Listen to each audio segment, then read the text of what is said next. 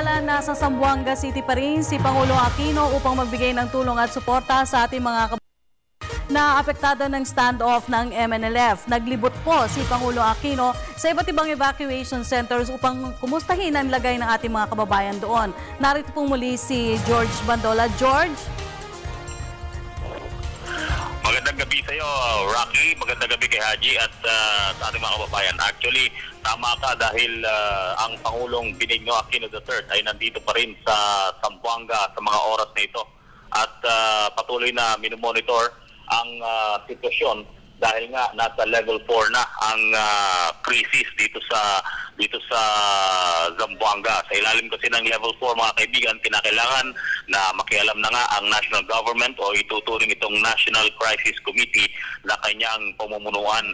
Kanina ay naunang nag-ikot muna ang Pangulong Aquino sa mga evacuation center, lalong-lalo na sa Zamboanga Stadium, at doon ay kinausap niya ang ating mga kababayan. Siniguro nito na ang layunin ng gobyerno na siguruhin mabuhasan ng paghihirap ng mga evacuees ay kayang gawin ng pamahalaan at natutugunan. Sinisiguro nito na natutugunan ng pamahalaan ang pangangailangan ng mga itong sapat na pagkain at tubig.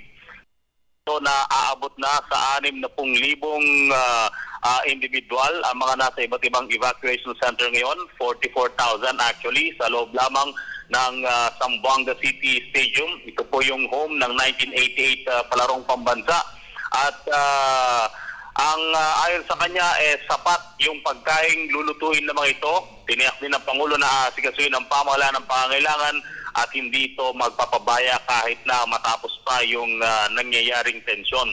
Alam mo, Rocky, ang isang malaking problema dito nasa evacuation center, yung ating mga kababayan, umalis sila, tumakas doon sa ginawang pag-atake ng MNLF.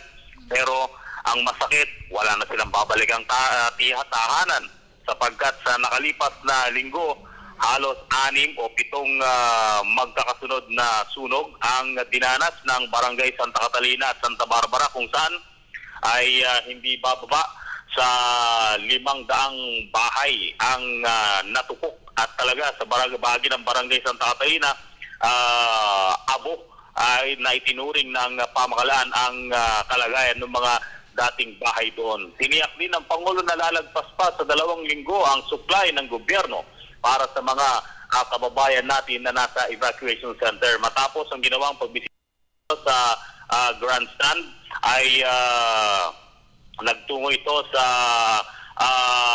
mismong Western Mindanao Command sa Camp Navarro, at doon muling sumailalim sa briefing ng mga otoridad at mga sundalo, kung saan ay dito na nakisa itong eksaktong dumating na itong si Vice President Jejomar Binay.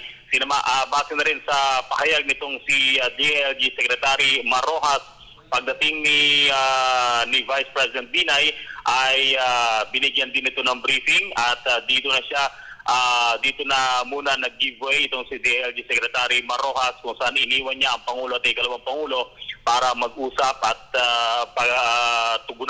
magkasamang tugunan ang pangangailangan ng ating mga kababayan dito sa Zamboanga City. At wala pa tayong nakukuhang impormasyon kung hanggang kailan mananatili ang Pangulo dito sa Zamboanga, pero isa lamang tinitiyak nito kasama ng kanyang mga gabinete ay magkasamang tutugunan nito ang pangangailangan ng mga evacuees, lalong-lalo na yung mga naiipit sa bakbakan at pahalaga ng buhay, lalong-lalo na yung mga hostages.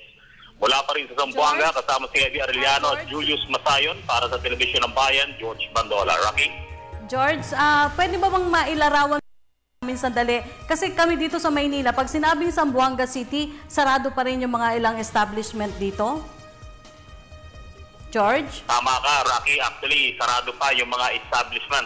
At halos kung ako ang base sa aking mga nakarang pagko-cover na, halos 80% o 90% ng mga establishmento sa poblasyon area, actually dito sa District 2 itong binabanggit ko, dahil dito yung malapit, ay sarado pa rin, at yung iba nag-open pero intermittent yung operation nila. Ibig sabihin pwede silang magbukas at anytime, pwedeng magsara. Ang importante dito, yung mga kababayan natin na nangangailangan ng mga supply tulad ng pagkain, ay meron naman kahit paano kasi ang gobyerno, ang DILG, na tumulong ang DTI sa pagre-replenish ng mga supply. Yung mga bangko, yung over-the-counter na tinatawag, wala, hindi ka makakita. Pero yung mga ATM, gumagana. At every now and then, makakita ka ng mahabang pila ng mga ATM. At yung mga remittance center, mahaba rin ang pila. At gain rin ang mga drug stores, ay mahaba rin ang pila. At ito yung mga nakikita natin sa lipas na araw. Okay, maraming salamat, George Bandola. Mag-ingat kayo dyan. Maraming salamat. Yan po ang ating kasama si George Bandola na patuloy pong nakatutok sa Zamboanga City.